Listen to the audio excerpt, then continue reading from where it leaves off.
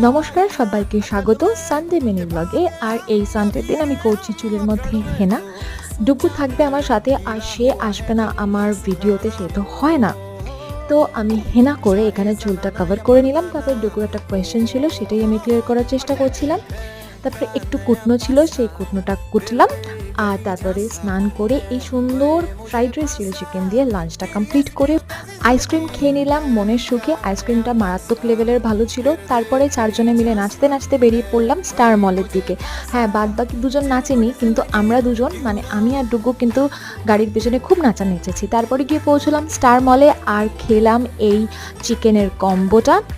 বাড়ি ফিরে এই পার্সেলটা সবাই মিলে ওপেন করলাম। এর মধ্যে আছে আমার একটা ভীষণ ভীষণ ভীষণ পছন্দের একটা জিনিস, যেটা কিনা যাবে গিফটের জন্য। আর এটার জন্য আমি 2-3 মাস ধরে অধীর আগ্রহে ওয়েট করেছি। এটা আসলে কি আজকে মিনি ব্লগে শেয়ার করতে পারবো না, তাই আজকের জন্য